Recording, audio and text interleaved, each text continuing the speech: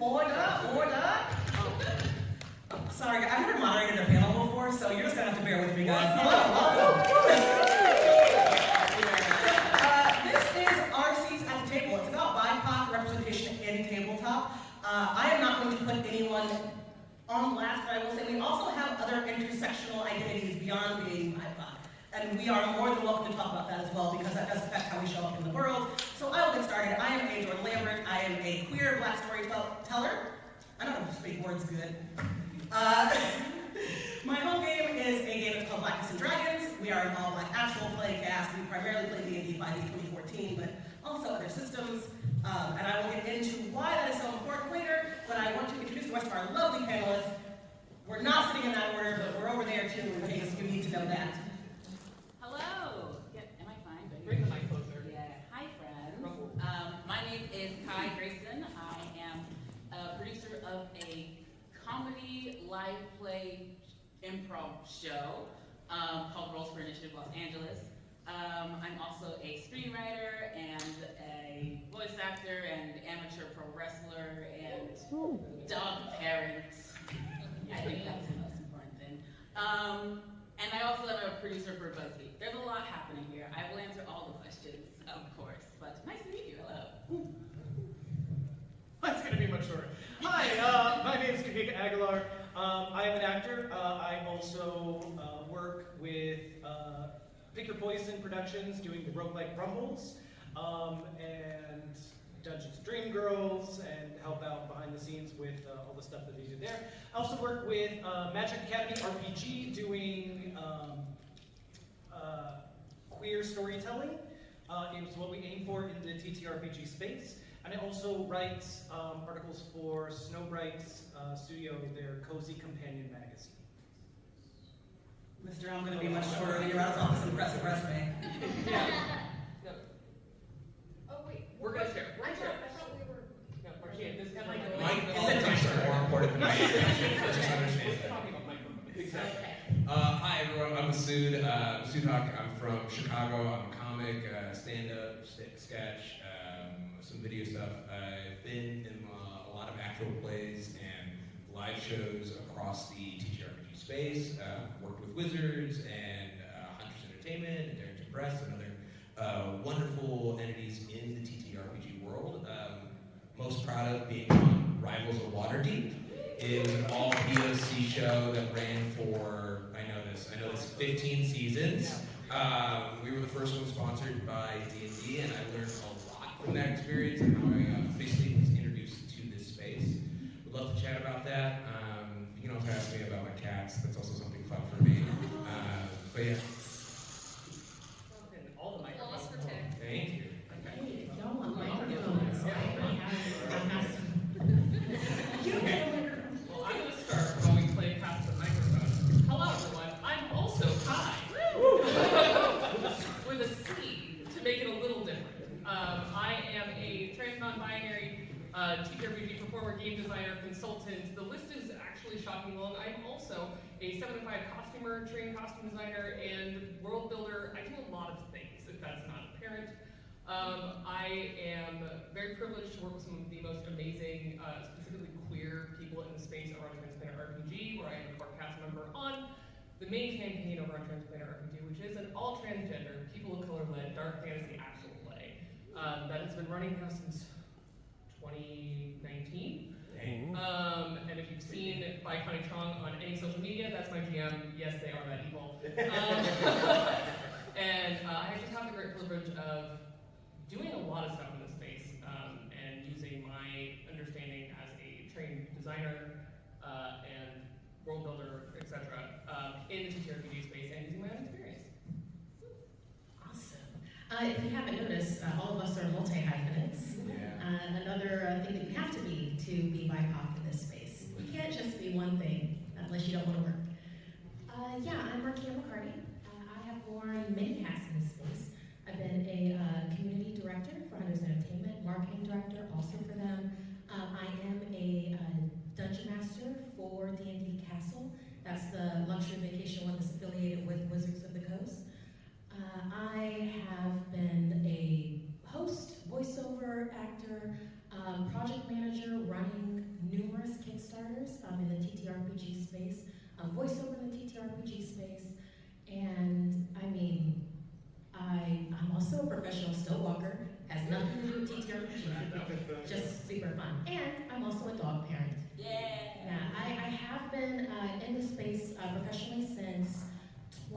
15, so because of that, I have done a lot of things, and ask me anything. I am learning so much about my friends and colleagues right now.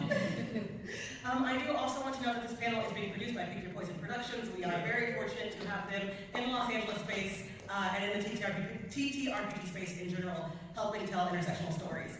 I'm going to answer the question before I ask it of you guys. You're going to see why in a second. So Blackness and Dragons is my primary game, and that game was started literally off my mom kind of joking and riffing about Dungeons and Dragons. We were talking about Black culture and different things in Black culture that you could turn into homebrew D&D spells. It's like instead of a healing potion, it'd be ginger ale, right? Like, we were like, oh, one of the notes my mom made, she was like, oh, if a Black elder says, now don't you go embarrass us out there, that should give people like a +1 for the next roll. All these little things that happen in Black culture, and we were joking and riffing about it. And I went to a friend's house and I repeated the story, and she said, that's a stream. And I said, what? And I had guested on a couple of her streams before, and I've been playing D&D for years and years and years. And she was like, no, I'm calling my producer right now. That's a show, we need to make this a show. And I was like, what the f are you talking about? And so literally she texts her producer, who's now my producer and a very good friend, and he's like, I love Jordan, when is she ready to start filming? And I had to create my own seat at the table. And one of the reasons I was told to do that is because at the time, this is 2018, 2019, there were so few Black stream games, so few all Black tables at all. None that were really homebrewed about our culture, and that was just an empty place in the landscape. And so I created my own table, or my own seat at the table. Now the question I have for our panelists is, what do you think it takes to get a seat at the table within the TTRPG sphere? We'll start at the opposite end of the table. Brute force. Most definitely. The spaghetti at the wall approach, big time. I mean, with me, I just didn't take no for an answer, basically. And but also with me, when I was just starting out, it was different because there were actual physical hubs that you could interact with other people with.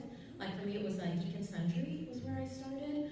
And you get one job there and you can like hang out there, know people, and that doesn't really exist anymore, except kind of in the convention form. You can kind of get it that way. But I would say brute force in the way of like, don't be a pest, but don't let your imposter syndrome have at you.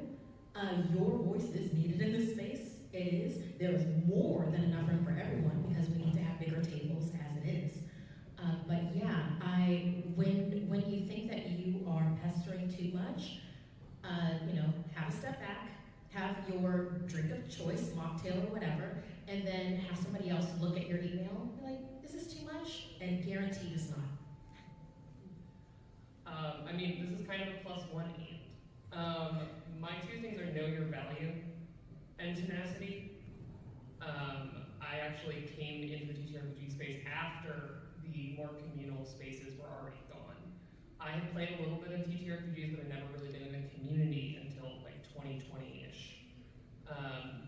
And so it was kind of a culture shock because everyone that I had learned from had those spaces.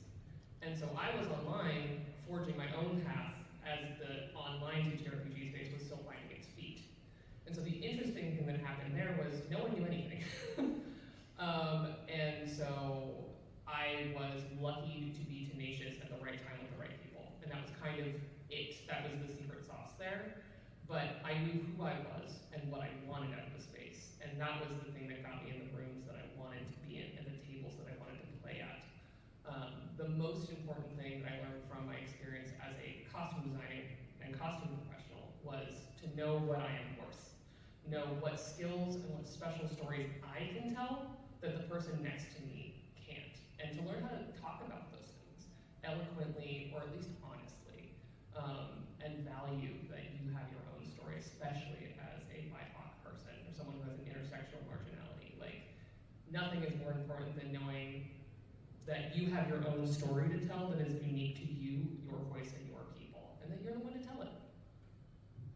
I think to build on what's already been said, I would add, there are people out there who's willing to pull out the chair for you to be at the table. There are folks who have been doing it before you and also been doing it without the same groundswell that's now arrived to the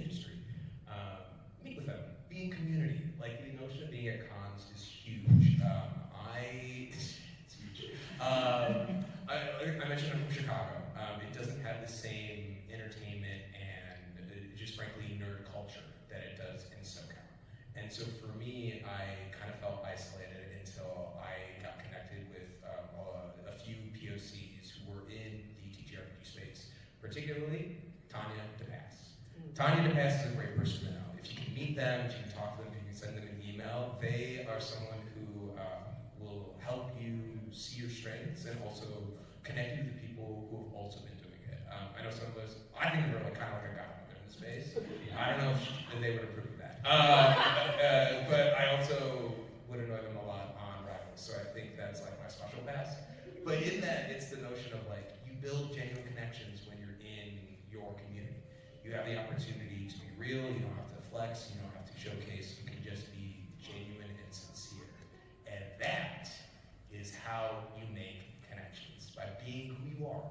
Truly you have those skill sets, and showing up and arriving there is 97% of the thing. It is as much about talent as it is about access. So giving yourself the ability to say yes to opportunities, to be in those rooms that allow that, is immense.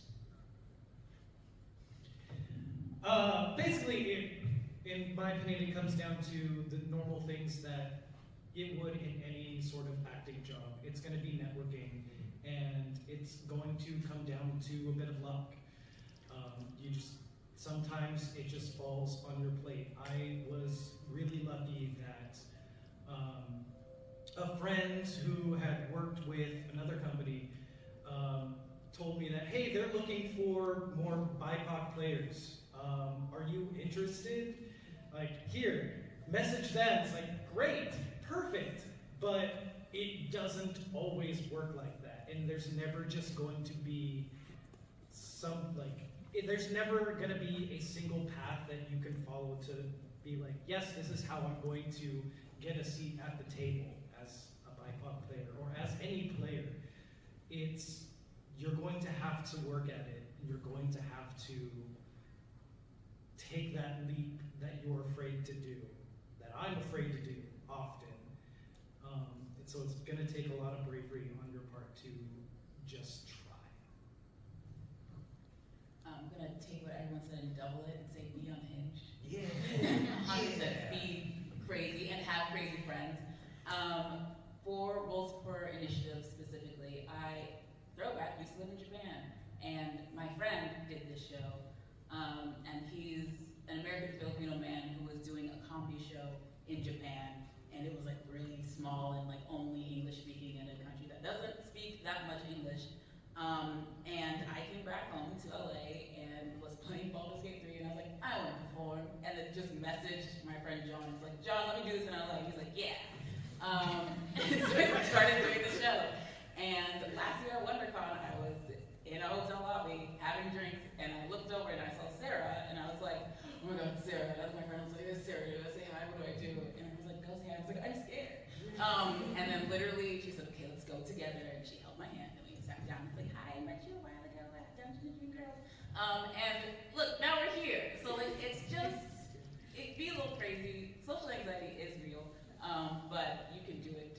I promise. If you need a recommendation for an anxiety med, I got that. But it's like, just kind of roll with it, and it'll work out. Don't worry. You just do it scared, and I said that in therapy this morning. My therapist was like, how do you do all this stuff? And I was like, well, you just gotta do it scared. I'm terrified half the time, but I've gotta do it. So. I do have one additional thought, which is kind of a follow-up, but it's also a caveat. I don't mean this to tell anyone to not say yes. But know the yes you want to say. I know a lot of people who have said bad yeses, and it led them off the path that they wanted to go on. So don't sit at a table where you don't feel safe and welcome. It'll actually hurt you and your future, not just as a career, but as your love of the TTRPG space. Say yes to safe tables. Say yes to places that want you. Yeah, feel free to also gracefully step away from a table if it's not right for you, or just a bad table in general. I'm trying to bridge those answers into my next question. I'm gonna get there, guys. But talking about having seats at the table and having safe tables, how do you think you create that space, right? How do you, as a BIPOC, and we have a producing panel tomorrow, but it's not enough for us to open the door and get in the door. It is about who we bring behind us. And how do you think you've managed that? How do you think that you have created or maintained a position of power within the space? Well, No, anybody. Go, Markeia. I just realized it went this way before, so. Perfect, man. Popcorn. So I've done a lot of live event producing. I managed to sell out the major big room at Gen Con 2 years in a row. If you know Misfits and Magic, the live show, I produced that. Yeah, it was like that station. And then Ragnarok with the live rock band. Yeah, wow, we did that. That's crazy. But something that I make certain of with what Jordan was saying, with my tables, you do, not everybody always has times to do the veils sheet. Sometimes you have like 2-3 players that, it's 10 minutes before time and they just never finish it off, but, camera's going on, show has to go on. I make sure that everybody knows that there are no isms in my games. Slavery is not a thing in any way, shape, or form, not even, what's the one that they call slavery light in indentured. Not even that one. That doesn't exist in this world. None of the phobias, transphobia, homophobia, they don't exist. So then, who are you when all of that doesn't exist anymore? That is who you bring into this space, and you just make sure to gently but fully, and and on camera, check someone that lets their learning of society come out of their mouth instead of what their spirit is saying. So I give people the experience that I didn't have when I was 8. When I started with D&D, I'm a military brat. So 8 years of age in London, England, I'm like, oh, what's this? They're like, it's real cool. And then I'm dead in 20 minutes. Like, what? I just spent an hour making this. What just happened? And I had a lot of home games where it wasn't a safe environment. I didn't realize that until later. So I just always make sure, because I went through the fire, I'm making sure that everybody else does not have to deal with that when they are in my table, in my space, or in my production. How would you want to be treated? That's just all it really comes down to. I mean, we learned that in kindergarten. It's still true decades later. I'm not going to tell you how many, but many. So I mean, that's what I do. I think to build on that, the notion of we operate within structures that are larger than ourselves, particularly within the space, who we might be looking for opportunities or stability through our entertainment or whatever creative content production you're doing. Don't make your own thing. You have to make your own thing. You have to do the thing that inspires you, because ultimately the position of power or whatever you're looking for has to be something that is self-reliant. I think in a lot of these spaces, the value and the power of truly finding your team, building across instead of trying to look up, is the way to gain momentum and to then ensure that you also have ownership of what you're creating, and you're able to keep the ladder up to make sure other folks are able to climb in and join you at the table, whatever that might be. Like Masood is saying, you become that person that other people are like, oh, yeah, we have to have them for this. It's like, you don't have to be uber celebrity person to have other people want to create with you. My answer, I'm sorry, I'm gonna jump in, is be an impeccable colleague. And I jumped in because I think it piggybacks off what you guys were just saying. Be an impeccable colleague. Show up at the table, whether you are the DM or a player, ready to play. Help your other fellow players, help your DM out, help your producer. If it's a live event, make sure that the venue is ready to go. Be an impeccable colleague. And I think when you are an impeccable colleague, you create a living resume for yourself. So that when you do start calling people and you're like, hey man, I have an idea for another stream, or I want to produce this event, there are people who are chomping at the bit to play with you because they know you have that, I lost the word because I have ADHD. They know that you're a badass and they want to be around you, basically. People want to work with you. You have that. Yeah. You have that. Well, kind of to go off of that, one of the big things, being your authentic self, showing up with everything, whether that is your, your BIPOCness, your queerness, whatever that is, but also going back to what I said before, like the thing that you are, whatever the thing that makes you special and different and unique. I always say this is a really strange one. If you've ever seen Rise of the Guardians, what's your tiny wooden baby? I always tell people to know your tiny wooden baby, the thing inside of the nesting dolls that you are deep down. Bring that to the table, and then also with that, protect that, and protect it for the next person. Because the other thing besides asking good questions, as a producer, GM, all the other things that I do, and especially as a cultural consultant, one of the things I always encourage people to do is ask good questions. And some of those include like, hey, I see that I'm the only BIPOC person at this table. Is there a way for us to expand the table to include more? That not only as a player allows me to feel safer, because I know that I'm not just suddenly going to be in an unfortunate situation where my character is getting killed in 20 minutes. But more often it's also for me now, because I don't play with people that I think would do that very often, it's more so that there's another person that gets to also come with me on this journey. It is not just like keeping a ladder that's already down, it's building a new one for someone that may not have had the opportunity in the space. And not only do I ask those questions, I know the people in my community that I play with, that I say, and I can recommend Masood or Markeia or anybody on this panel, and I can say like, hey, we're looking for more, queer BIPOC people of color in the space. Like, would you be interested in joining this game? And it makes it really easy to not only ask if someone has more room at the table, but also then say like, and if you need recommendations, I have some people that are dependable and great. And when you show up, there's also the importance of how are you protecting yourself in those spaces that I think is so key. So coming from a comic background, the main difference between a comic and a bully is the direction that you're punching. So always be punching up. Always be punching up when you show up. Always be showing that's the way that we do it. That's the way that we all get a laugh and we collectively have action. And importantly, as a POC or as someone with a marginalized identity, this is the challenge where it comes in, is how do we make sure that they're laughing at the joke and not us telling the joke? And I think it's something that is an extra layer of care and attention that a lot of us have had to navigate in our existence. So I don't want to tell you how to do it, because I think you probably know how to do that. But trust your gut in it. If something feels wrong, if something feels off, talk to your community. Reach out. Be like, yo, exchange information. Get phone numbers. I know there's no service in this dungeon, but like there are ways to Go up the escalator. Yes, exactly. There's no service. Oh, okay. But that's exactly it. Is that also you can maintain your power in your identity by having your authorship on what you're doing, and whatever that is, however you do it, leaving your signature on it does also make it you.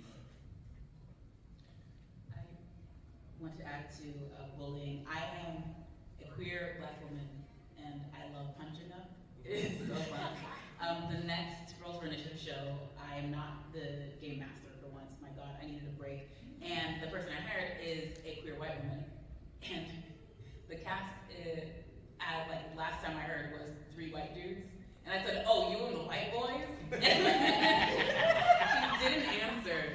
And I was just like, yeah, you gotta figure that one out. But I was like, I left this alone for one freaking show. And I was like, okay, and now I understand that I probably should be casting it because it'll revert back into like the thing that I should call it that.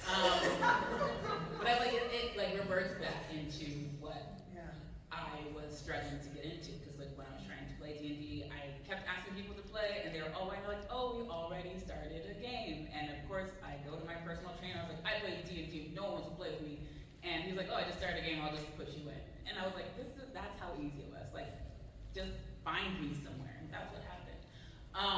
And it is particularly difficult as like a Black woman producer to creating a table part because people don't want to let you do that.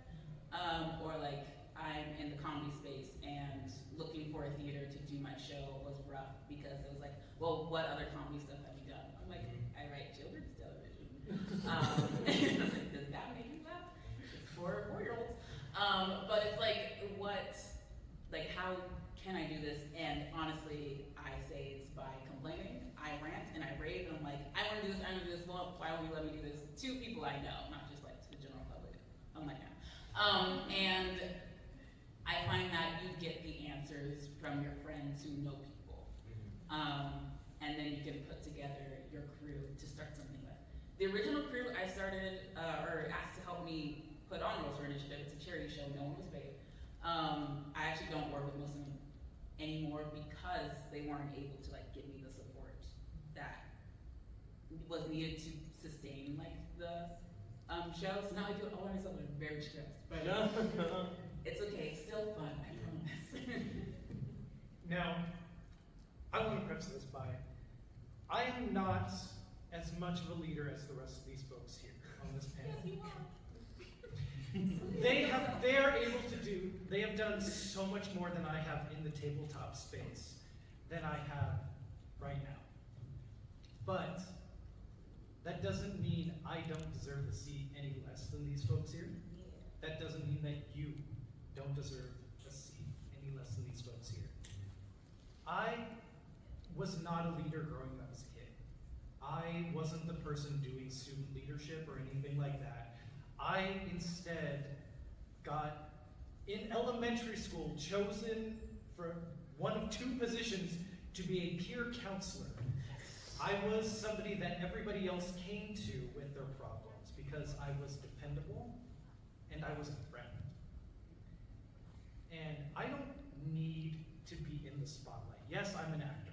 I do a lot of performances. I've been acting for over 20 years. I can give you a show.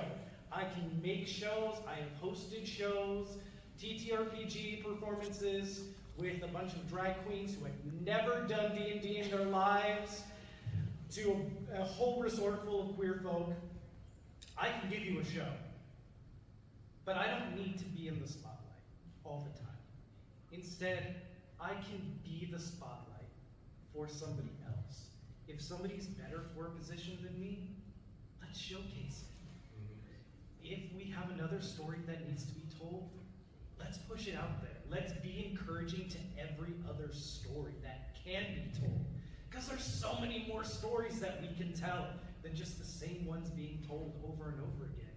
And maybe somebody has something else that I could help work on. Maybe I'll be in the spotlight with them.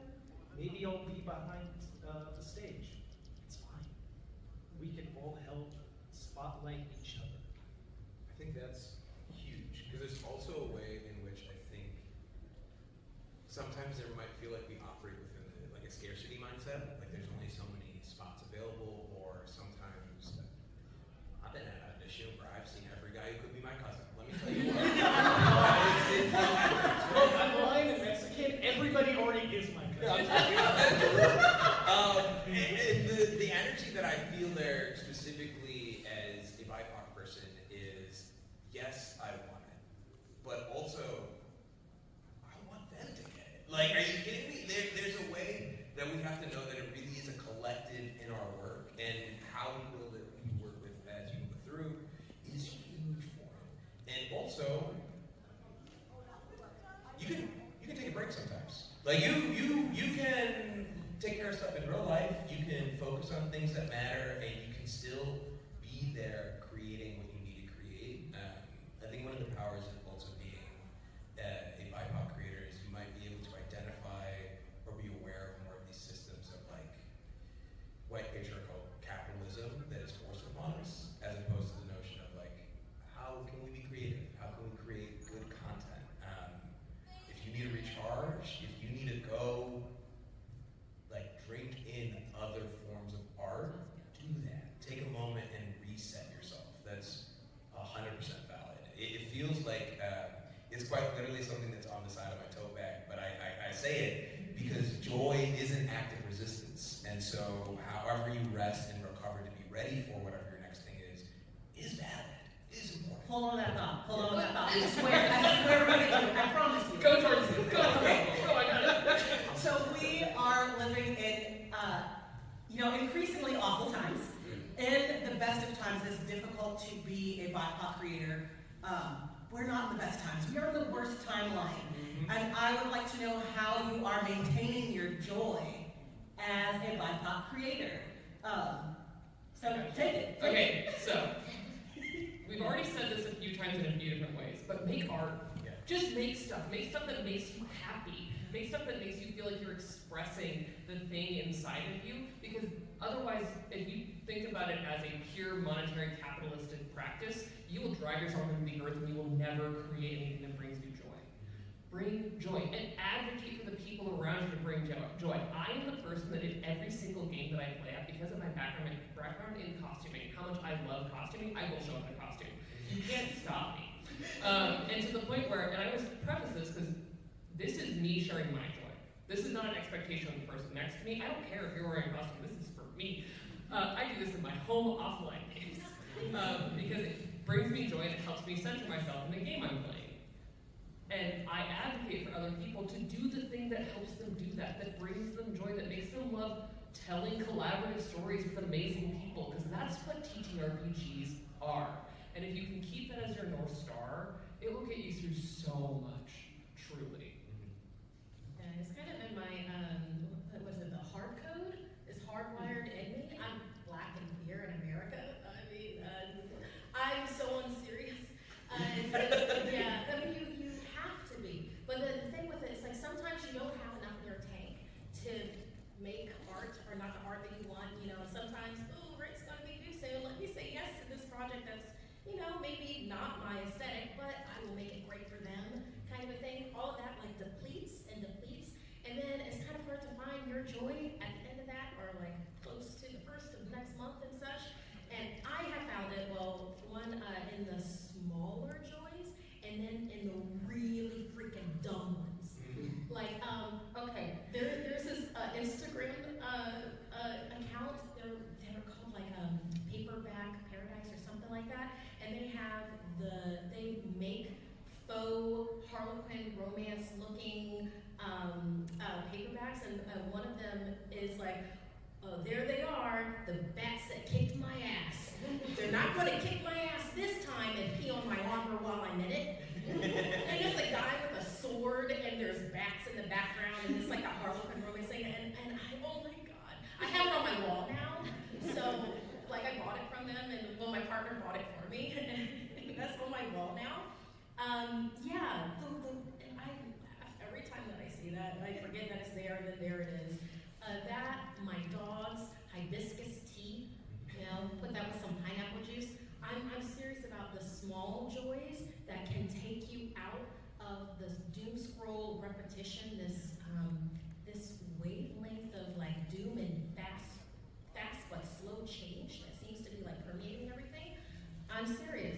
Yeah. Get dumb. No, be unhinged was my answer. Like, be goofy and weird. And I told Markeia this. We were in a game at San Diego Comic-Con, and I think about this moment far more often than I should, where Markeia's character was like, oh, I heard from my gods, and they gave me a message. And the DM said, what did they say? And on the spot, Markeia did this flawless job of a Hut impression. It was the most unhinged thing in the world. And I could tell it was just like, she didn't have an answer at the moment. It was just going to be funny. And I think about it at least once a week. But it's that, and That's it's what my god sounds like. it's that, and it's the whimsy and joy as an act of resistance, and also a gratitude practice. I find joy in the space as a creator, by being grateful that this exists and I get to do this, right? I grew up wanting to be a storyteller.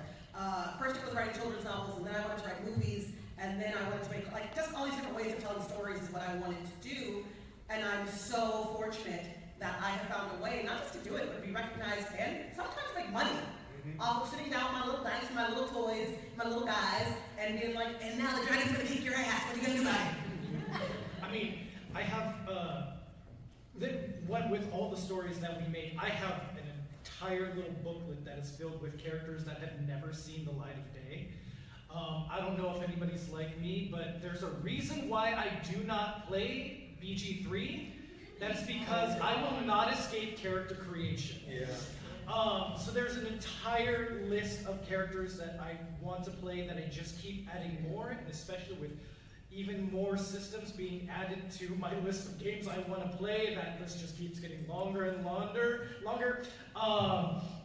But there's also stories that other people have told, and I don't know if anybody's familiar with it, but the thing that brings me joy is I play a game called Fate Grand Order. It's based on the Fate anime series.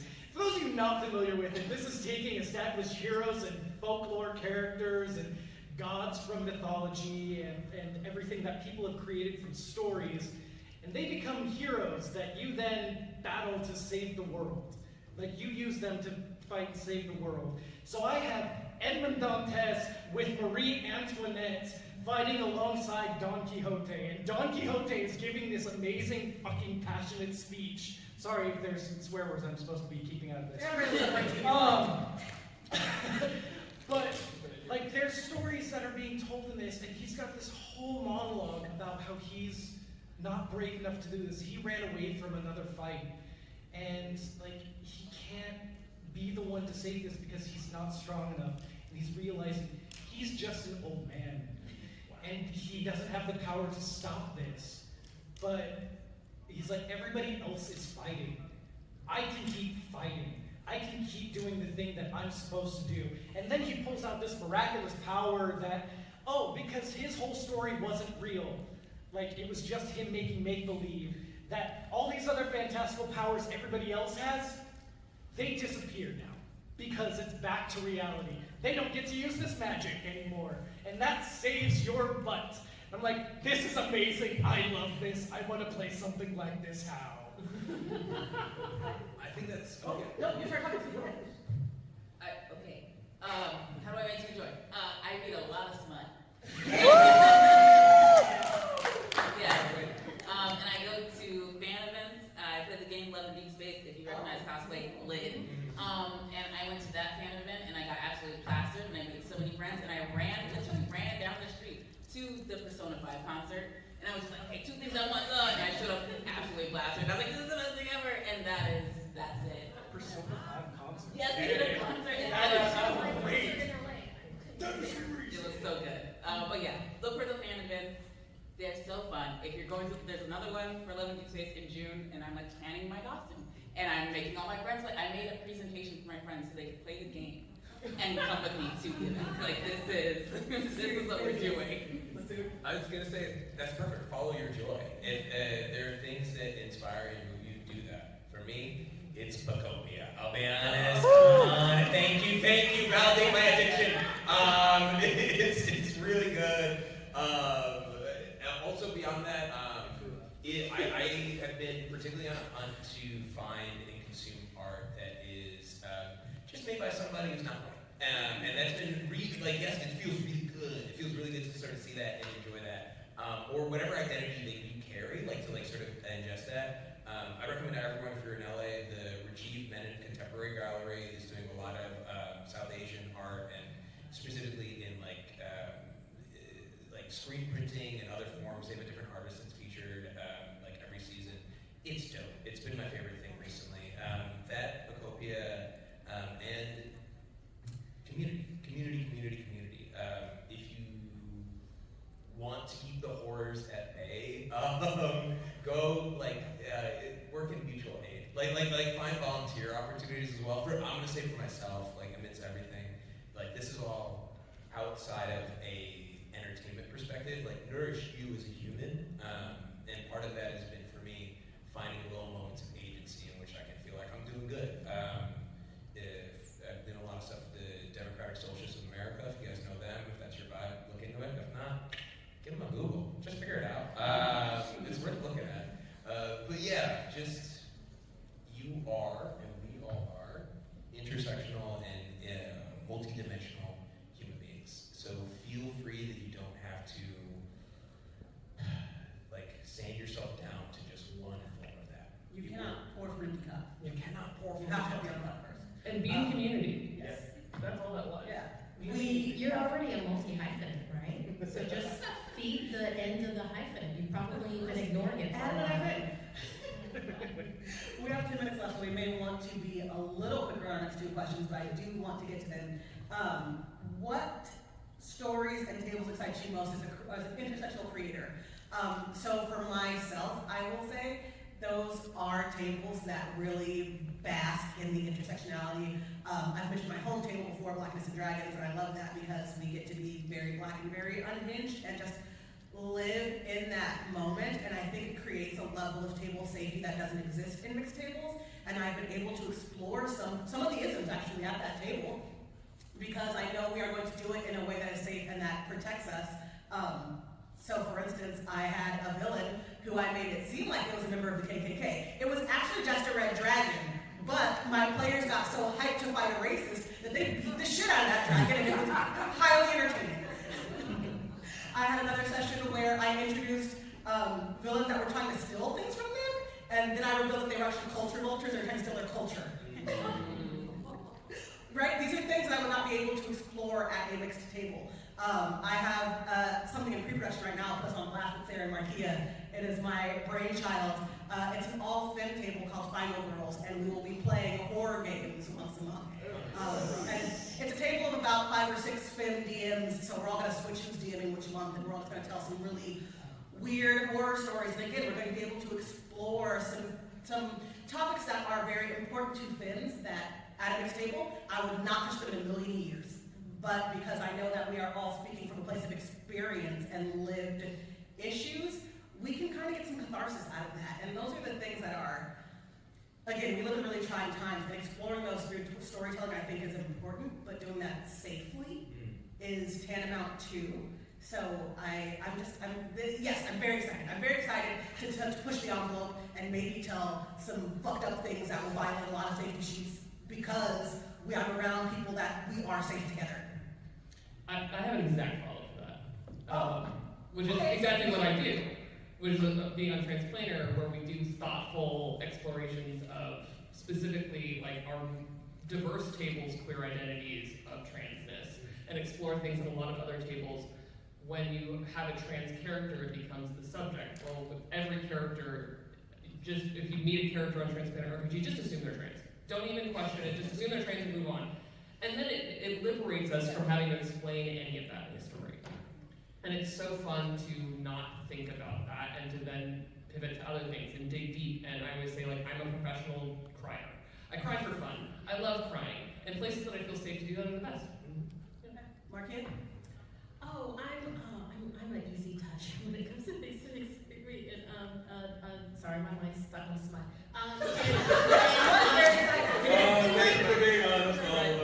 And horror stuff, like, really does. I love it when that cultural horror in particular, I really like, because one of the things that I'm going to be having coming out, Sarah and the ears, I'm going to do like cultural horror with them for like Final Girls. I'm not going to tell them the culture, and they can't hear me even though I'm talking on the microphone. But it's like because you see things in like normal horror, and you're like, oh no, they should know better than that. Oh, why are they going in the house? Be like, what if it's something completely outside of a culture and they have no idea what's going on with that, and then that's what I'm going to throw at them. So if you see Final Girls, we're going to be doing that every month. That's it. Yay. Oh, okay. Give me gods. I want everybody's story. I'd love to hear everybody's stories that they have growing up with folklore and everything. I want a campaign where everybody's a cleric and or something like it and worships a different god. And I don't mean just like the regular pantheon of gods that they throw into D&D. No. I want somebody who worships Quetzalcoatl. I want somebody who worships Pele. I want somebody who's worshiping fucking Nazi. And I want you all to come together, and everybody's like trying to work together while all their gods are clashing. I'm building a paladin cleric who worships Barbie. I just need I am in the comedy space. I will make everything funny, even though it's serious, which isn't great sometimes. But like at my home game, we were in a battle and almost dying, and then my character killed someone and had an anxiety attack and threw up on everyone. And I was like, yeah, everyone's covered in vomit. They're like, why? And like she got a level of exhaustion because she was also dehydrated. It was a great time. Yeah, exactly. I would say, man, I love a rotating GM. I love to see maybe the notion of like the same thing from comedy and doing a lot of improv. My favorite and one of the most important lessons is like if you're making your friends laugh, it will be a good show. And so in the same way, if like the rotating GM aspect of it, like knowing what buttons you can hit for each other, knowing the style, and also seeing the way that like y'all uplift and maybe carry the story like super collaboratively, that excites me. In the space right now, yeah, also just seeing people are making so many cool games, dude. People are making a lot of like new styles of games that are also like what was the one I played the other day? It was just like a coin flipping one that I can't remember the name of. And that's gonna be away at me and Kai now. And so I'm sorry about that. I don't think. But yeah, just playing games and rotating jams. That's what's exciting. Thank you so much for joining us today, guys. We are getting to wrap it up, so also we do need to wrap it up. I have been your moderator this afternoon. I'm A. Jordan Lambert. You can find me on the internet at Lambert. It's my last name with extra R-A-A at the end. And thank you so much for hanging out with us. It's so much fun. I love this. We could be talking about this for hours and hours and hours, but the room is going to tell us to get the F out because somebody else has to be here in about 2 minutes. Oh, we say, yeah. Plug yourself. I'm Kai, at Kai Grayson. For me, at Rolls for Initiative LA. Rolls is spelled R-O-L-E-S. It is a charity show, and we're doing good things for charity. And yeah, wait. Kawika Aguilar, find me with Baker Poison Productions. You can find me as Kawika Aguilar on Instagram or Kitskia on most everything else. I'm Masood Haque. You can find me on most everything at Marudeboy, M-A-H-R-U-D-E-B-O-I. Just see what I'm getting up to, what shows I'm doing, or like I said earlier, check out pictures of my cats.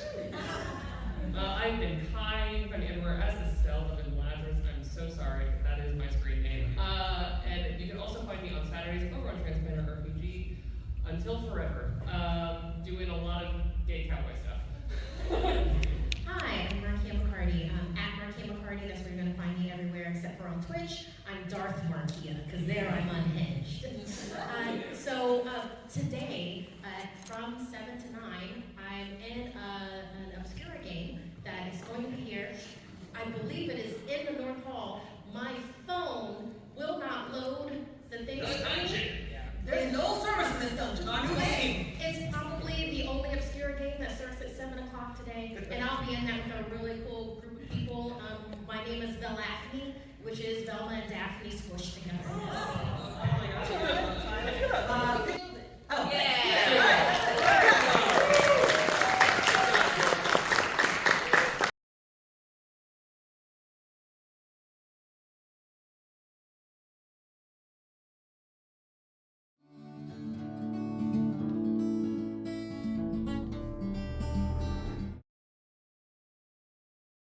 Fine.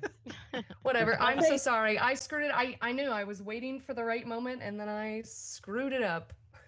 Sorry, friends. Hello. Sorry for the rough start there. Okay, our audio is working great. I'm gonna now turn this off. Welcome, friends, to the live Q&A to follow our panel there. It was my first time ever trying to shift from a recorded stream to our live panelists.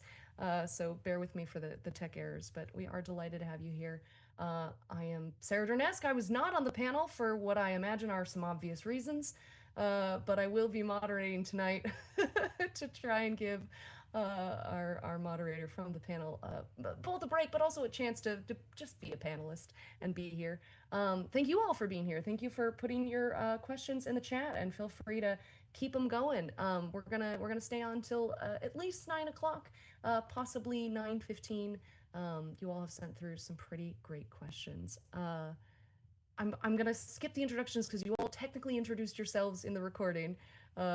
So for the rest of you, you were introduced and you have your labels there. So we're gonna dive straight in. From Chugiholics, one of our friends here live with us tonight, we've got a question, which I believe was pretty directed at Kai with a C, but we will open that up to everyone else afterwards. They were curious, can you elaborate further on the concept of a bad yes in a tabletop setting? Like, what does that mean, and how does one make sure that they're not doing that? Yeah, I mean, the idea here is that if there's a few different ways it could be a bad yes. the first and foremost being your safety is paramount. And you can say yes to a situation and end up there and realize it's an unsafe environment for you to be in, both emotionally and or physically. So don't do that, obviously. But underneath that, the layers of other bad yeses you could have, including being associated with projects that don't line up with your ethics, your like who you want to be in the space, working with performers that again, like you may or may not agree with a lot of the things that they say or do to a point where maybe it's detrimental to you, your future, etc. And just kind of getting stuck in corners where you don't want to be is kind of the secret third thing of like, I started an indie actual play because that's where I wanted to be. So I do a lot of like non D&D, non big name system games. And that suits me, and that's most of what I do in the actual play and TTRPG space as a whole is I do indie gaming. So I didn't want to say yes and suddenly end up on a straight line specifically to only do, I don't know, like World of Darkness games or something like that. It's no shade on those, but it's just like that's not my direction that I was going. So just on a like trajectory wise, there's also just kind of a bad yes of like, this is not where I want to go. Anyone else want to contribute thoughts on that question? I know it was directed at Kai, but you're all welcome to answer. Feel like he covered it pretty good. Yeah, Kawika. Yeah, coming from a performance standpoint, it's kind of a bit doing your research as far as like any audition would go, making sure that the person that you want to be playing with is legit, and making sure that their style is something that is gonna mesh with you, but also even while you're playing and involved with the group, if it's not working, talk to them, and if you have to drop out, let them know. Had a game yesterday.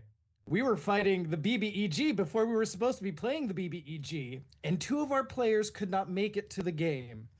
So we thought the 3 of us that were there were going to be fighting the BBEG on our own. And then the 2 characters whose players weren't there both spawned into the battle, tied up and wrapped in chains. And we were very afraid that he was going to kill the 2 characters who were not present at the table. And all of us had the same thought of, no, if he does that, we are done. That is not cool.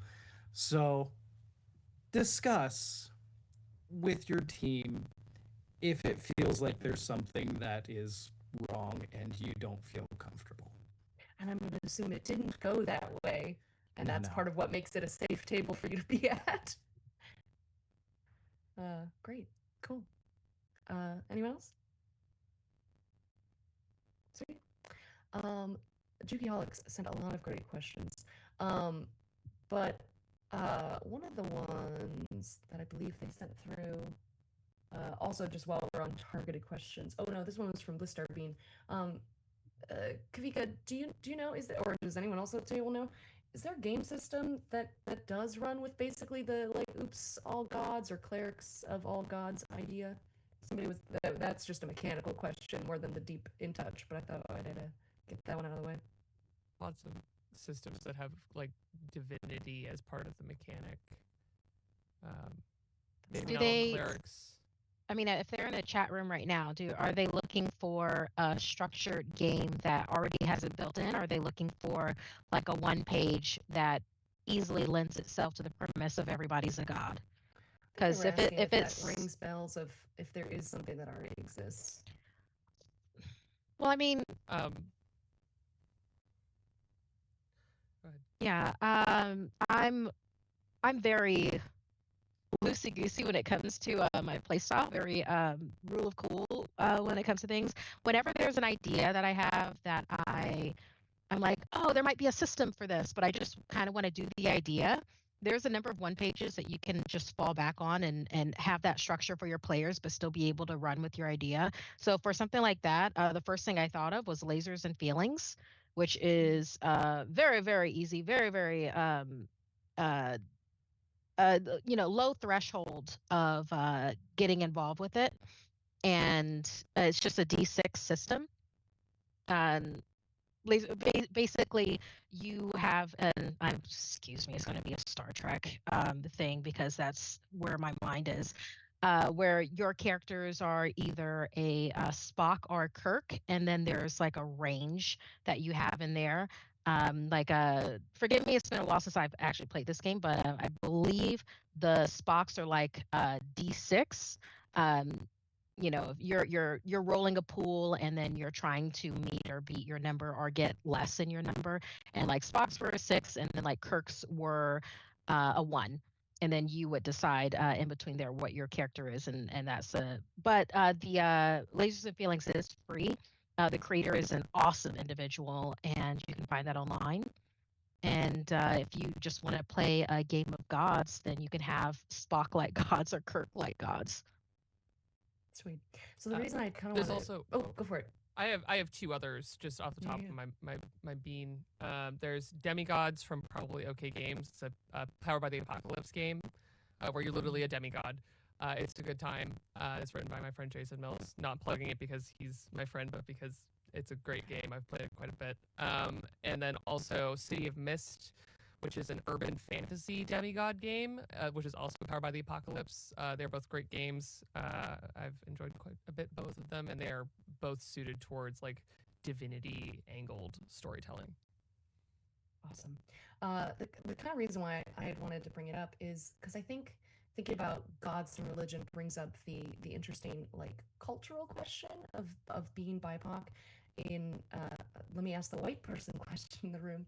Are there games you all have played where you felt like you were able to explore parts of your identity that you didn't necessarily grow up with, but you know that are inherent to you because of who you are?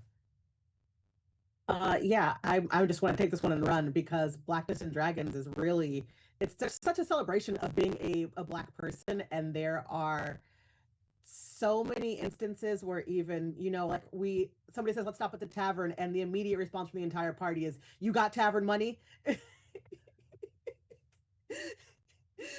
And it's just those moments where it's like, even there are certain like movies that are very part of our culture. Like I'm thinking about Don't Be a Menace to South Central while drinking your juice in the hood, which like my family and I saw that in theaters, didn't really enjoy it, never watched it again. But the jokes are so ubiquitous to our culture that they get made a lot at the Blackness and Dragons table, and I now feel like I've watched that movie so many times, even though I saw it the one time in theaters and was like, yeah, not for me, So it's just moments like that, and well, never mind. I don't really want to talk about it, but we potentially are doing a live game at another convention. And our hook is that it's going to be Friday Meet Stranger Things, because we're like, what kind of stuff do we love? What would make a funny game? Like, what can we do as a one shot? And it turned into like, how are you going to fight a Demogorgon on your day off? Hell yeah. Stream audio is a little crackly and crunchy. A tech question. Apologies for that. Let us know if it's any one person or if it's the everyone. If it's the everyone, it is very likely my internet here, and I will do what I can, but I'm limited to what I can. I'm running 3 computers all on the internet at once. So apologies for that.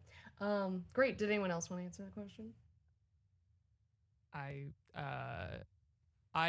have done a lot of exactly this. I'm 4th generation Japanese, so there's a lot of levels of assimilation in especially the Japanese American community, but a lot of immigrant communities in the United States and around the world.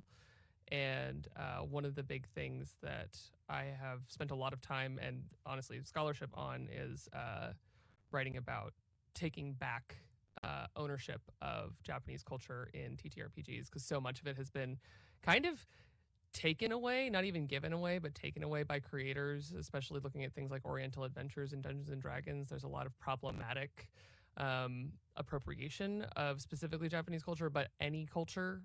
Like I off the top of my head, I'm also a cultural consultant, so I can think of a lot of places where it's like, ooh, you shouldn't have taken that. That wasn't yours. And through both my own individual work as a storyteller, like everything I do, every character I make in some way is intrinsically Japanese American, specifically mixed diasporic Japanese American.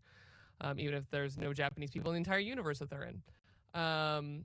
But I have specifically played characters exploring Shinto and Buddhism and things like that, which are so intrinsic to Japanese culture through things like Hunter the Reckoning. I played a Shinto hunter and explored what that looks like, because Hunter the Reckoning has a lot of intrinsic real world religion thrown into it, along with all the other World of Darkness stories. So going, what does it look like to be a hunter that's in theory a religious-based hunter from a culture that doesn't really believe in this? And just kind of pulling it apart. I also you said BIPOC specifically, but I know that Kai with a C works on this a lot. And there was a fantastic panel that we saw at PAX U, moderated by Katie Soros. I don't remember the other 6 people on the panel; they were all brilliant. But about interrogating or your identity through your sexuality and gender through gaming, which I think is so valuable and so wonderful. And I love telling this anecdote that in a home game, I built this beautiful Ursine character that I just thought was going to be like this funny bear guy who was like a war hero, and I unintentionally poured all of my childhood trauma into it. And then we started playing the game, and they kept referring to me as he, him. And maybe by our second session, I was like, I just really don't like being referred to as a he, him. Like, I've always been cisgender, she, her, and felt very comfortable in that and haven't really questioned it. But geez, this is confirmation. That life is not for me, man.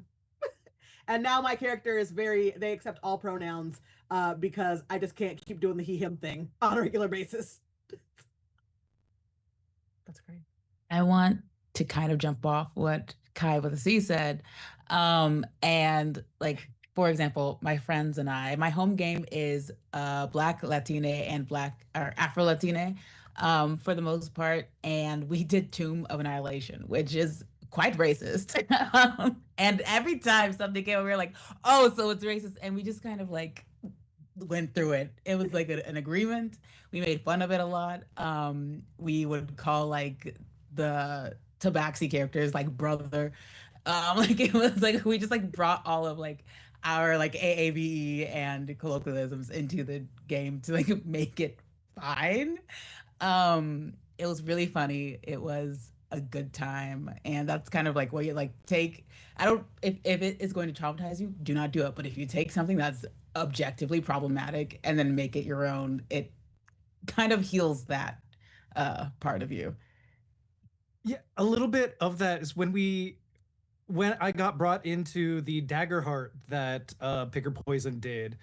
I was like, I want to make a Hispanic character, and then I got to pick the stats that we get with it, and there's a bunch of stats that we use, and one of the stats is sneak, and that's supposed to be like sneaking around, kind of sleight of hand-esque in the version, and I'm like, you know what? No, normally me as a player, I like being the rogue characters, but as a Hispanic person, I'm not going to let him be the trope that, oh, because he's Hispanic, he's going to be a thief type.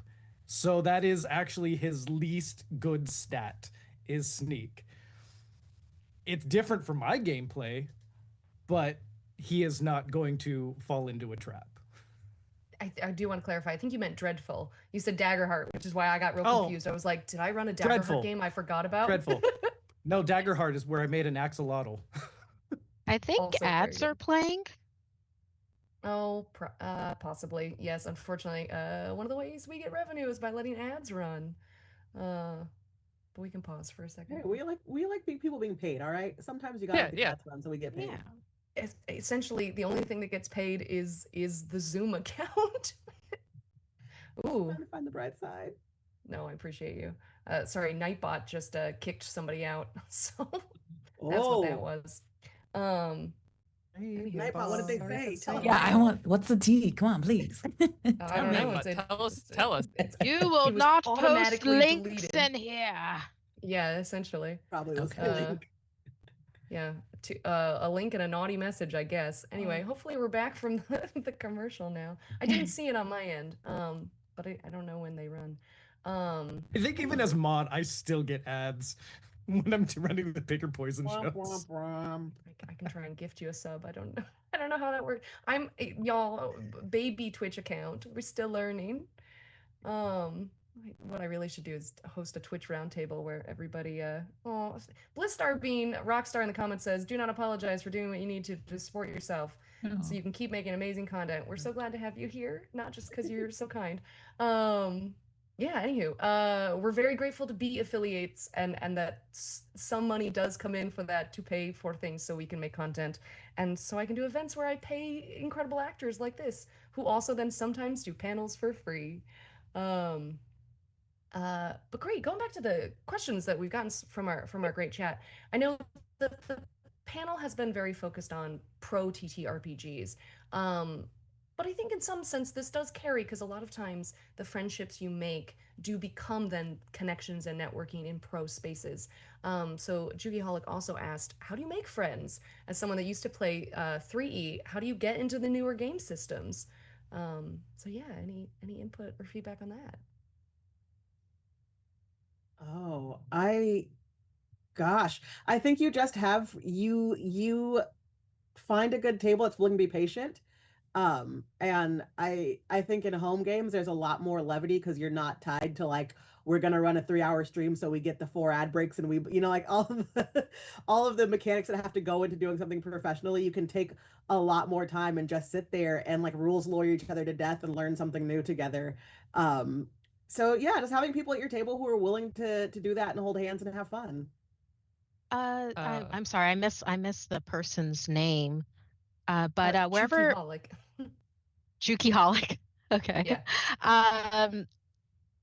Whatever town or city that you're in, if there is a hobby store that is near where you are, a hobby and or game store, you can probably Google to find nearby, or you can ask in common areas, maybe like your library knows, perhaps, if you're not as much with like Facebook groups or anything along those lines. But usually hobby stores will have game nights, or their staff will be very knowledgeable about, who comes and plays, or when they do, or if they have something like classes or something, or just like get together nights. You can find a bunch of people there that are into gaming, and surprisingly enough, small film movie marathons. You'd be surprised how much crossover there is with tabletop role playing games and what's the name? Cinephiles? Is Yeah. that it? Yeah. So those could be ways to start building your home game roster as opposed to professionally. Also, depending on the size of your company, where you work, and like whether or not your coworkers are cool, I know a lot of people have started like after work game sessions, and like in Los Angeles, traffic is a big thing.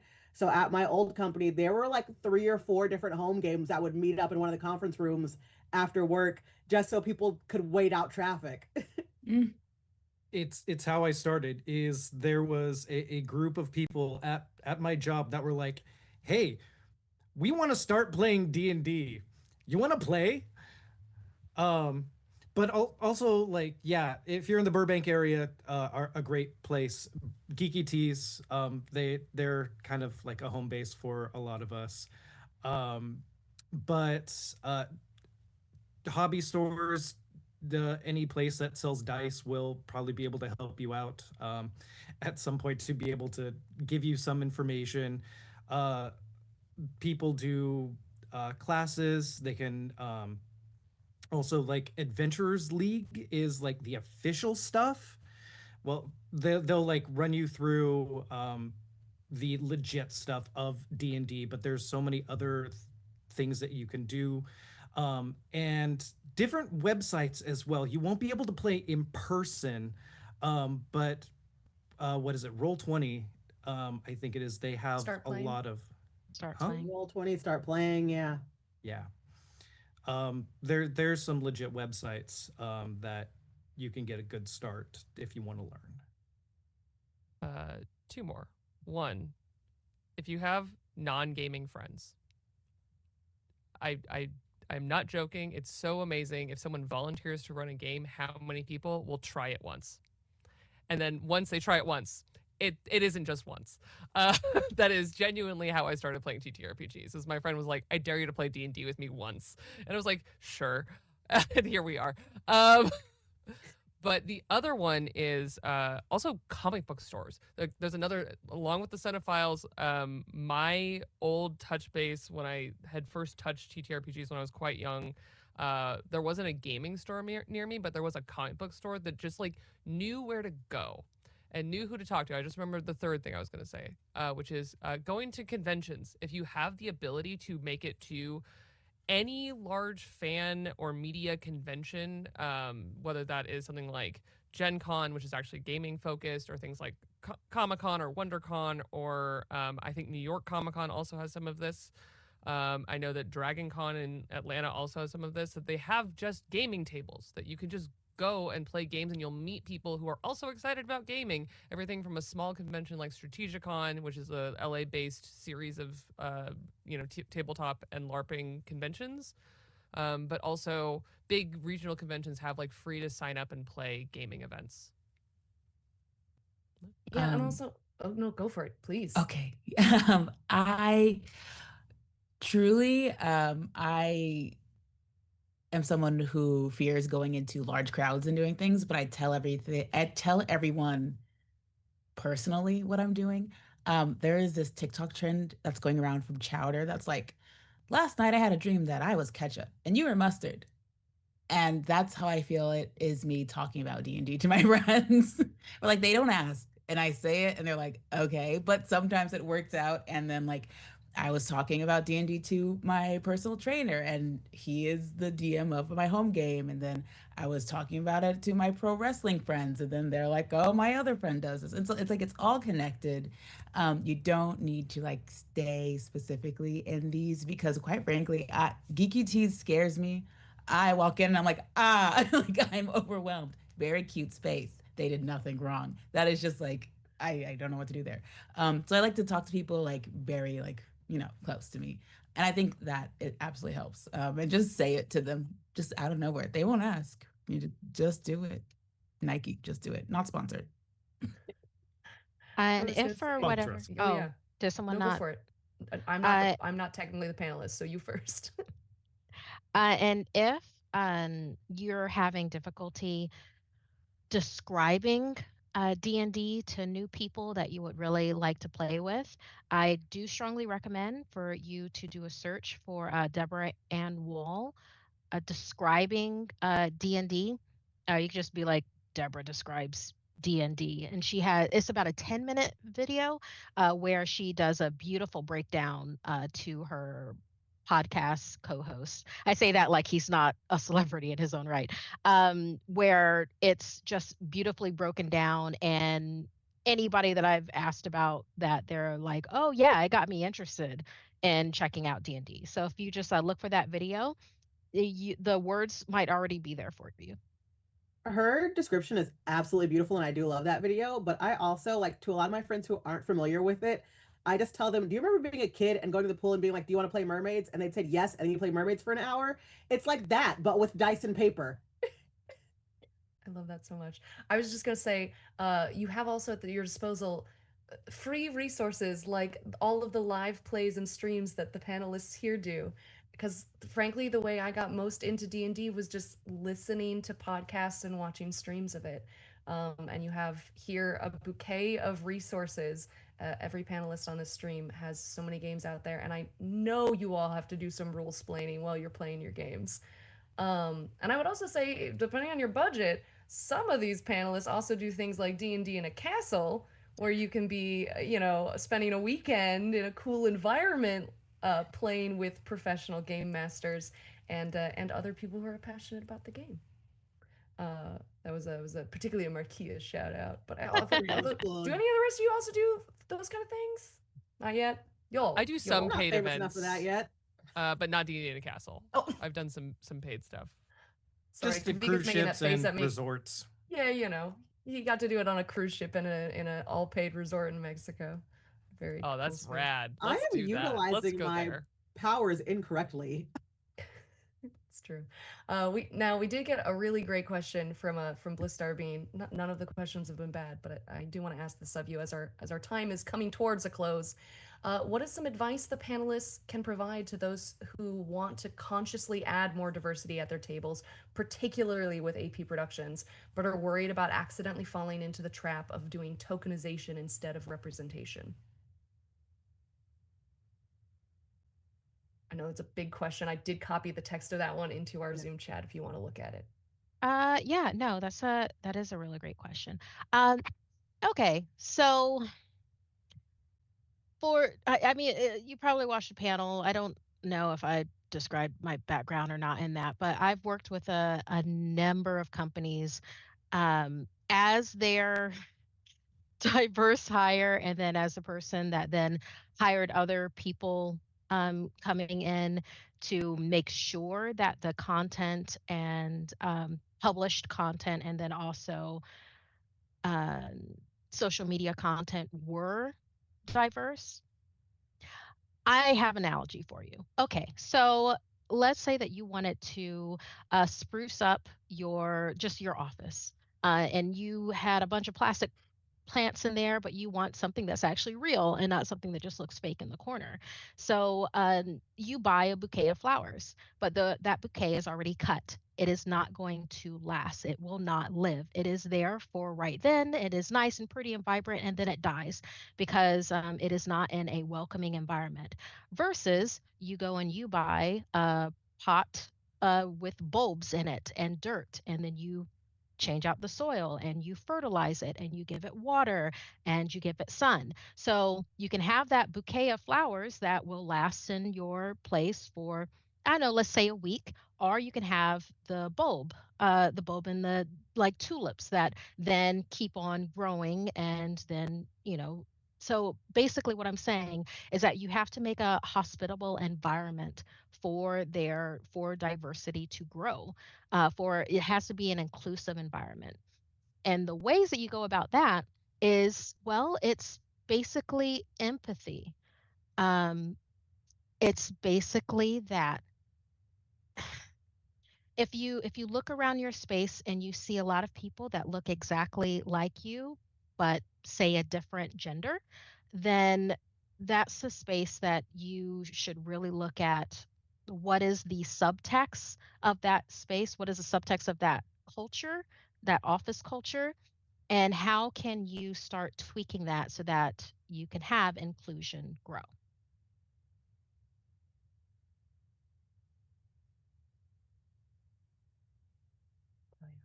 I'm Yeah, complete. I think that is like the main thing that you should look at when creating these spaces, but also if you're going to ask questions to someone who is representing something other than yourself, clarify that you want their help in that rather than just putting all of that pressure on them to answer the questions. Because I've been in both positions where I'm just like having a good time, then someone asked me a very intense question that I was not ready for, and I'm like, wait, I thought I was just an ogre. What's going on?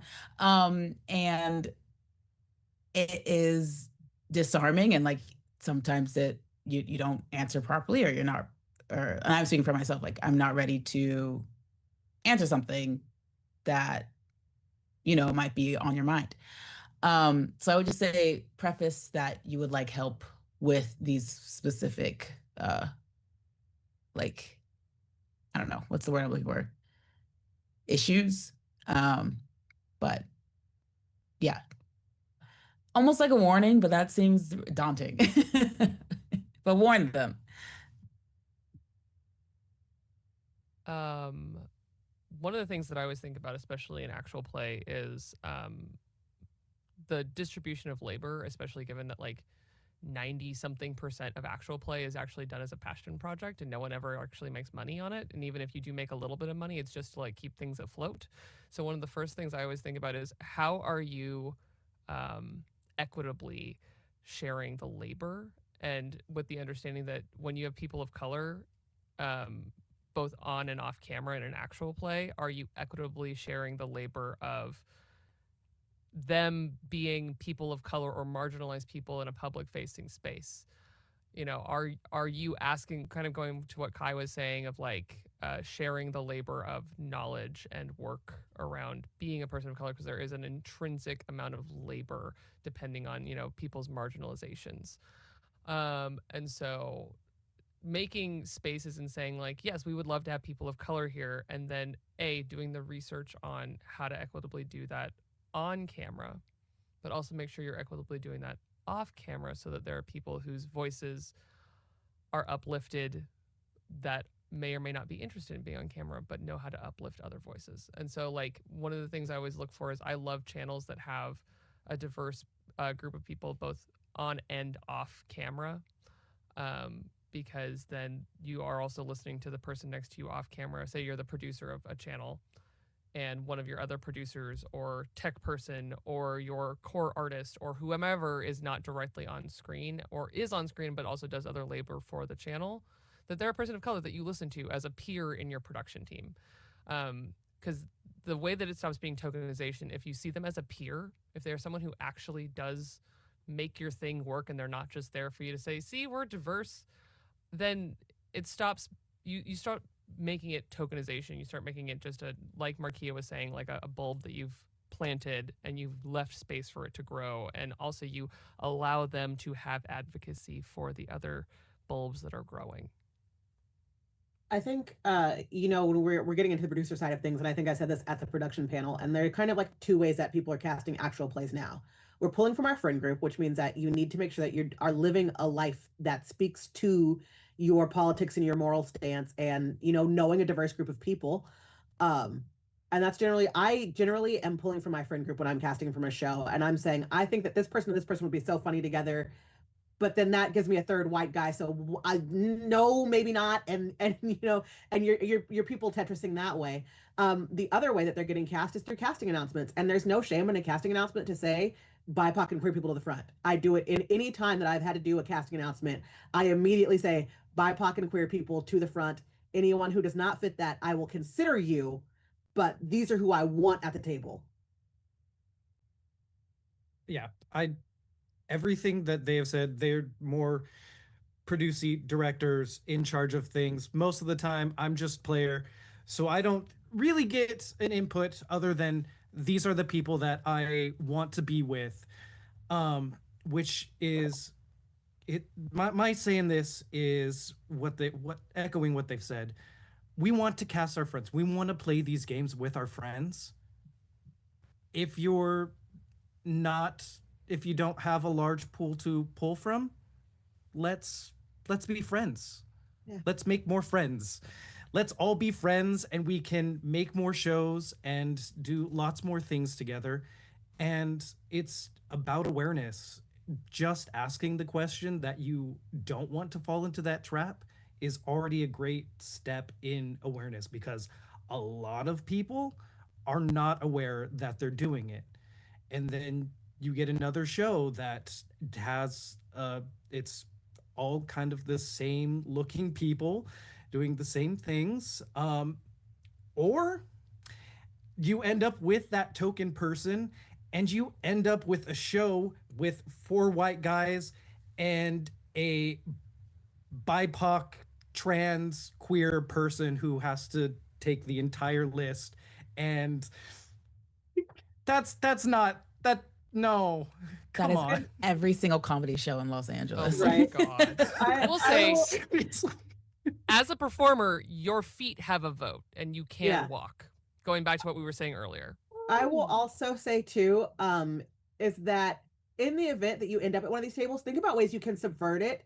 And I think about Jay Foster and Oops All Himbos very often, because when you see their casting announcement, it looks like dude bros. But they do everything to subvert that and be the glorious, progressive, like politically aware, wonderful people they are. And he and I have thrown around an idea that I got it's not a Sailor Moon TTRPG because Sailor Moon would not license it, but it's absolutely Sailor Moon. I think it's called like Sailor Luna or something very similar. I forget the name. But I've joked about taking all of my guy friends that I can't cast into my normal shows and putting all of them in that game. Like a table of 6 dude bros playing a Sailor Moon TTRPG. That would heal me. You should do that.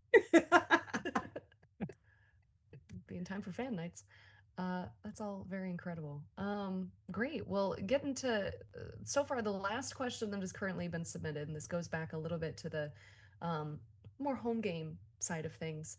The question was asked directly. Any suggestions you could give to other of how to get other folks in your town to let you join their game?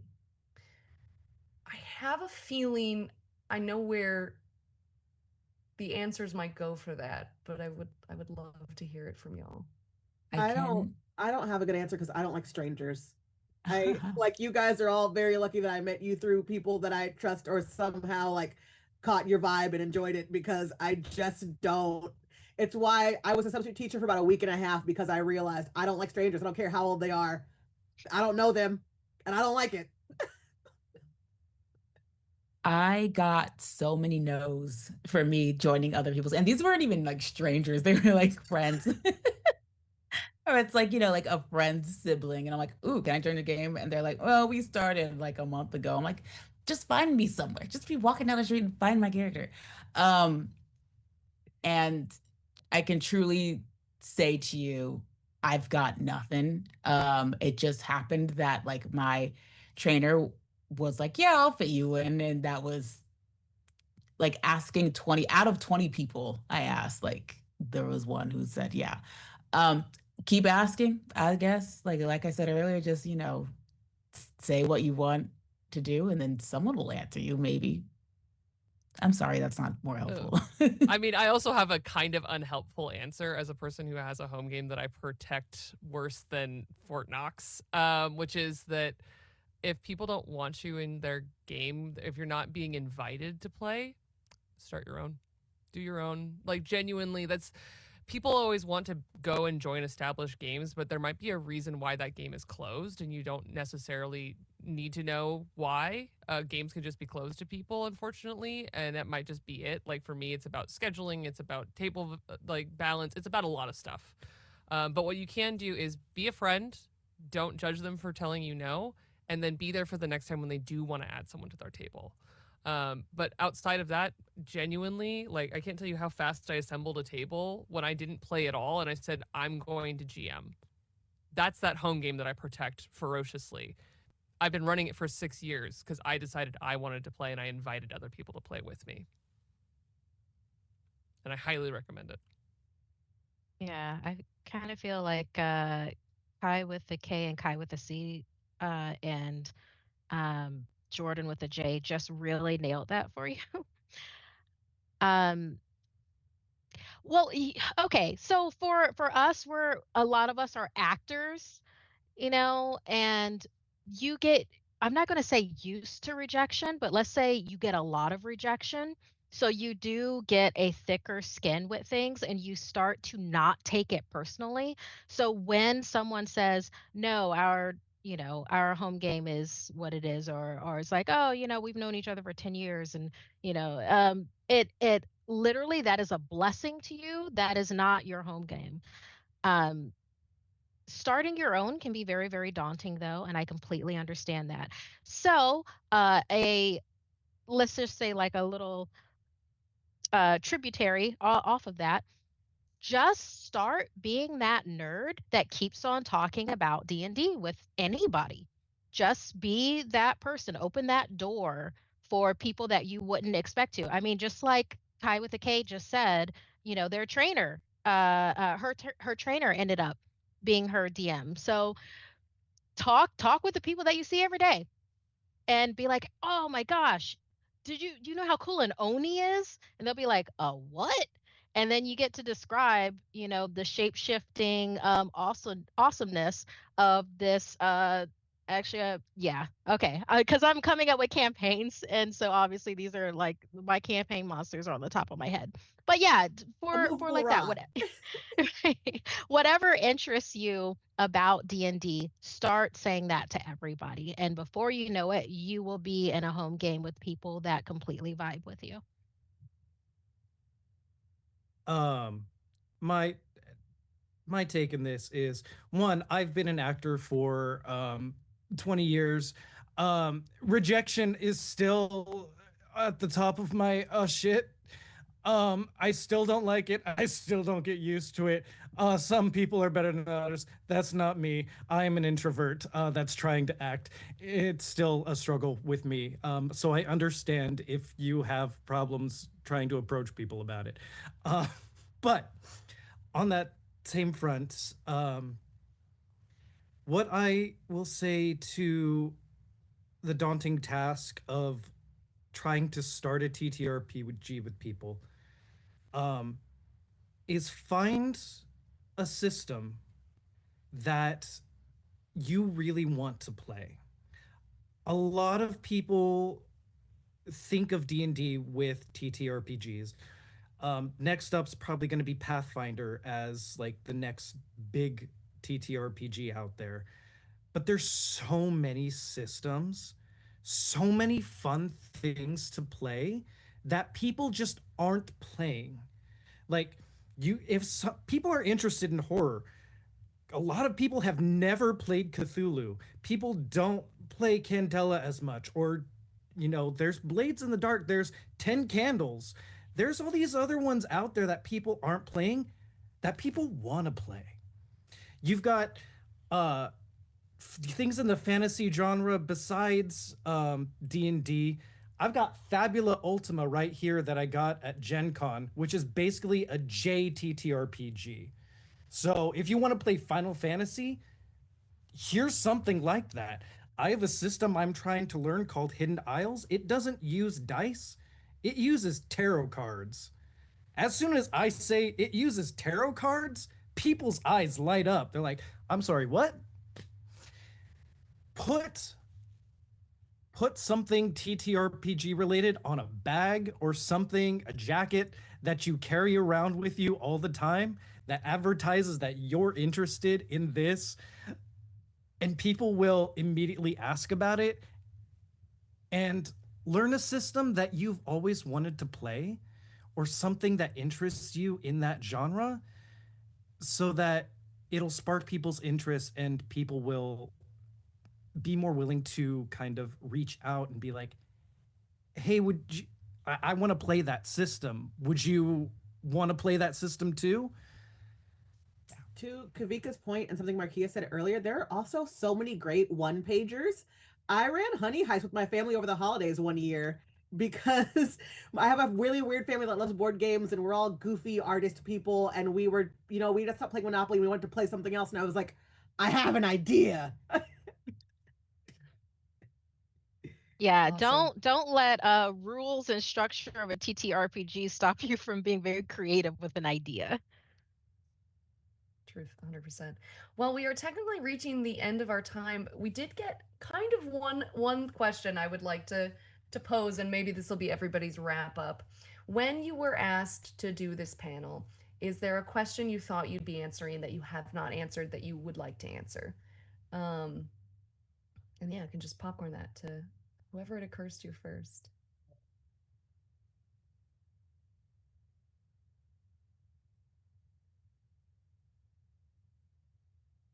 I think I just want to like reiterate that in playing TTRPGs with groups of people who you might be super close with, or could be like strangers that you found at KTs, which would never be me, but go off. Your comfort is the most important thing, and that is something that you can take through life. As soon as you're uncomfortable, you can say it, but honestly, if people just dip, I get it. I'm like, just leave, just like protect yourself and go. And I'm saying that as a person of color. If you are white, or if you are cis or straight, etc., in these spaces and you're uncomfortable, ask yourself why. Do not put that on the people you're playing with, and Google it. Or Ecosia, what's another? DuckDuckGo. It's all there. You go and look it up. Jeeves. There's yes, ask Jeeves. He's been there for years. Ask But not him. Bing. Not Bing. Like there's I'm sure there are YouTube essays about it. Like just well, find the right YouTube essays. But like go and do that search with your discomfort. I am not saying that, white cis straight people should be walking away. from things that make them uncomfortable, especially when it's concerning like race and gender and sexuality. That's not, yeah. If it's violence, okay, go, please, by all means, by all means. But I think that's my main thing, my main takeaway. My one thing that I just love to harp on, and it comes up in these panels often, is player safety and how BIPOC and queer people can use TTRPG to explore some really heavy, weird things that may seem unsafe to other people. And I have started using the analogy of I do not like the movie Rosewood. It makes me very uncomfortable because it explores race in a way that is very uncomfortable to me. The movie Sinners is very cathartic to me because he shoots a lot of KKK members at the end. And I think there's a difference of art that is made with BIPOC in mind and art that is not made with BIPOC in mind. And I think that your TTRPG tables should follow a very similar format, and player safety should follow a very similar format. In that there are some tables where exploring these ideas not going to be comfortable, not going to feel good for people. You assemble the right group of people, you too can mow down the KKK with your Tommy gun, and it will feel fantastic. I will say, be yourself at these tables. Don't try to fit into what other people expect you to be.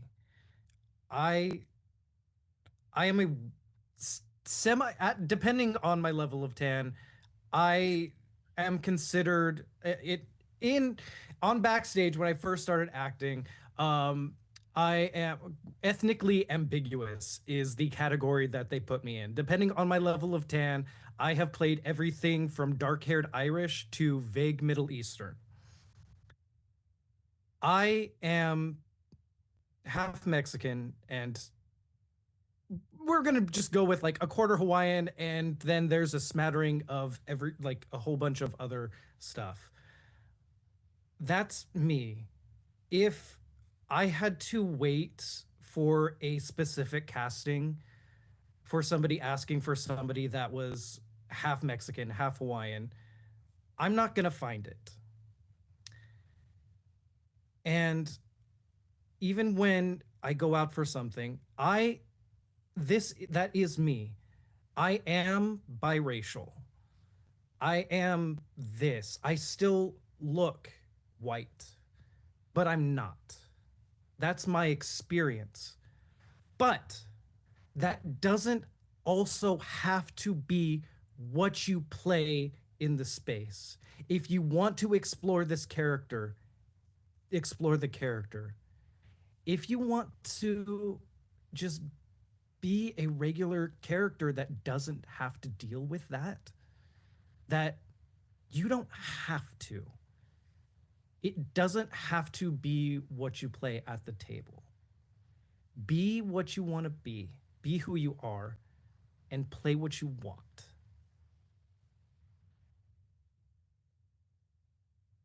I've I've done a lot of panels. I've had a lot of questions that have been asked at those panels. Um, I guess the thing that I would like to say that because something that definitely sparked for me is well at Gen Con one time I had someone in the middle of a Q&A for a panel full room started pitching to me a horror game that was based on a plantation. And the person was older, cisgender, white male. Um, and was basically trying to get my permission of this is a story that just needed to be told by this person, and that they had even had clearance from one of their friends that was Black. So what I am going to say is if you are not a person of color, I will say um, know your lane, stay in your lane. There are a lot of BIPOC creatives out there, and And I really do think that there are stories that should only be told by them to be told correctly. If you are not if you are a BIPOC person and you're watching this, the thing that I would want to say to you is it's getting better. It most definitely is getting better. You might be in a tight spot right now. Maybe you just got ousted from a home game. Maybe you are trying to break into this professionally and the such. I will say from just the amount of time that I've been in it, and that's been like since, oh my God. Oh my God. Okay, so it's been like 10 years. So 2016. From that amount of time, it has gotten so much better. Look at this panel of people. Look at the wealth of experience that this panel alone has generated in each of our own lanes to converge at this point in this moment in time. For you to be seeing us, to hopefully be, something that we've said has sparked in you, and to know that you can then continue forward and have that spark somebody else. It is getting so much better, and you are already a part of this just from watching this panel. Be proud of that and remember that the next time that you are in a panel somewhere and you have an individual that doesn't stay in their lane, and know that you are part of something bigger and carry that with you. Markeia, I just need you to know, as you were talking, we were in our Zoom chat talking about how the sentence just kept getting worse. Sad. Why didn't it stop? Why didn't it stop? Then actually, there's more to it. I was Is trying. it at least a Sinners type thing? No. No, It was no, full on. We lost Kai with a K. Louisiana Kai with a K is done. plantation.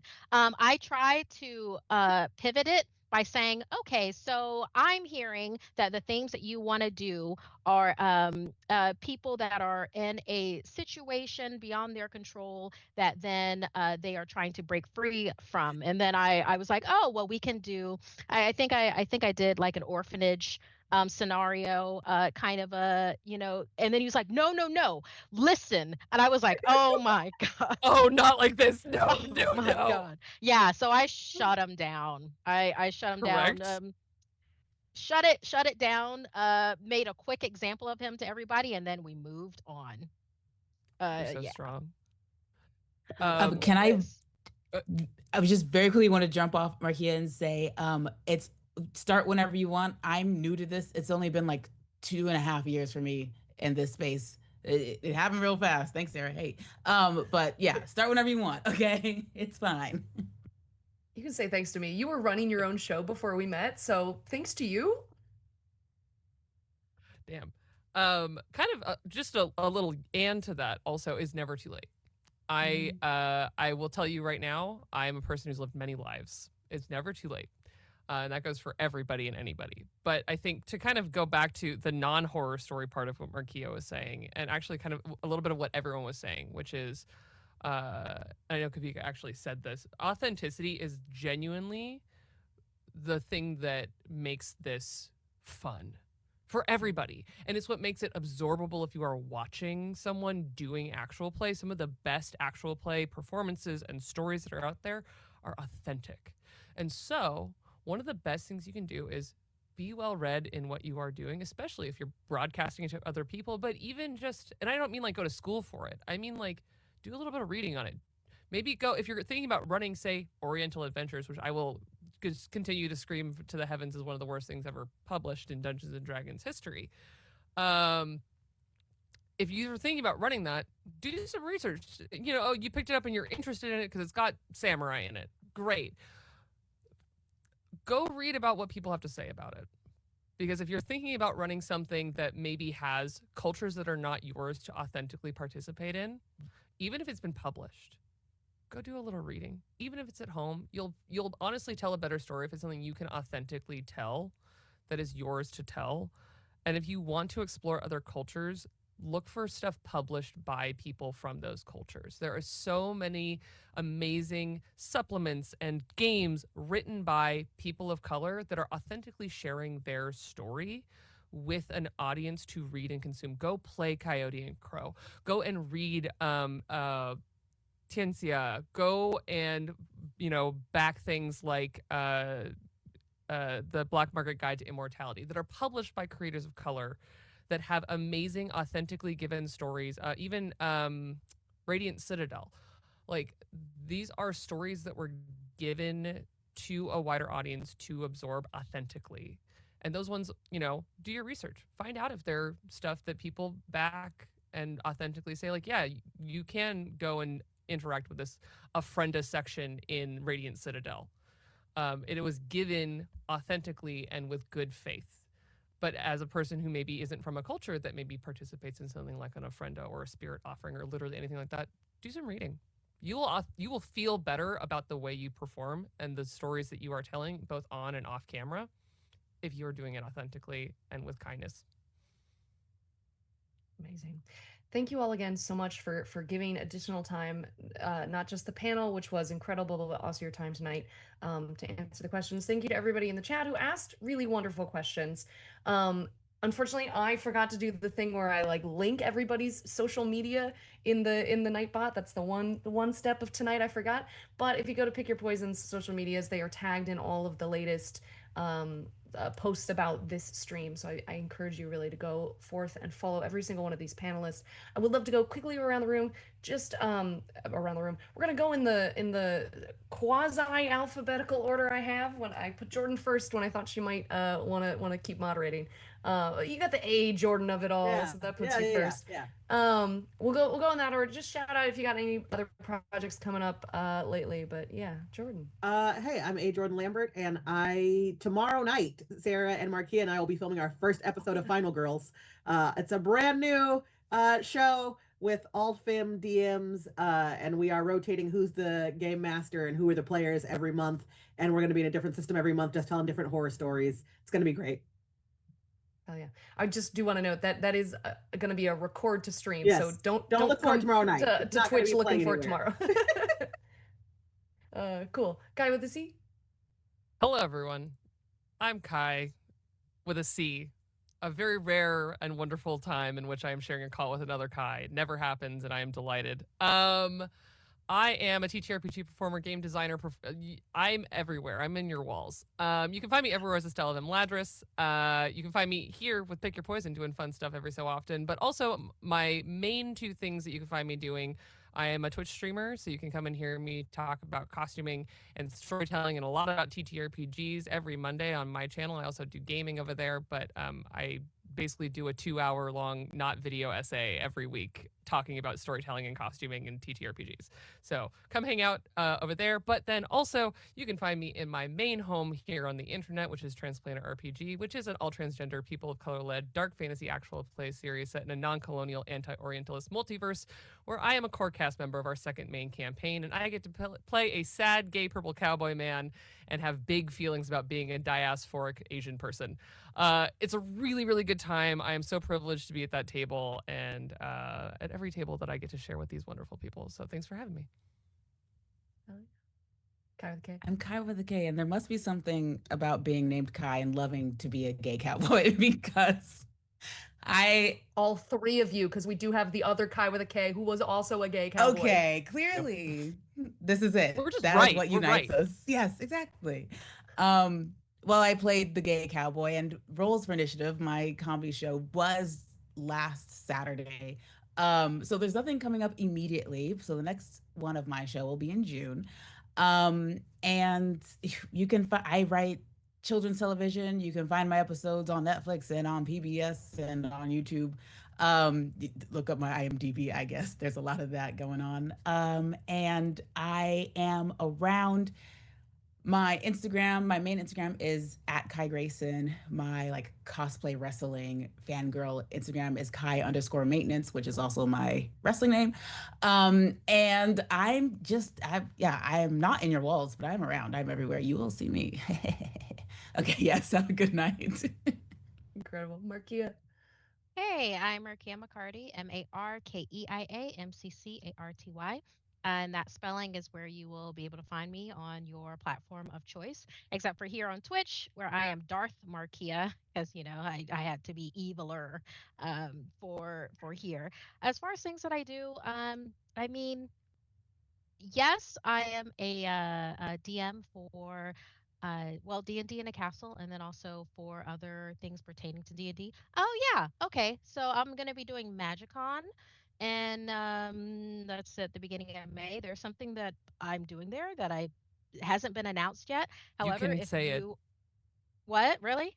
If it's the thing that, yes. Yeah, that hasn't been announced yet though. I Can was we? told officially that we can say it. Okay. Okay, so I'm one of the GMs for the Red Bull Tavern that is being thank you so much to Stella Luna, and also yeah, Kai is also uh uh uh completely involved with that, and thank you to Kai too for having that all happen.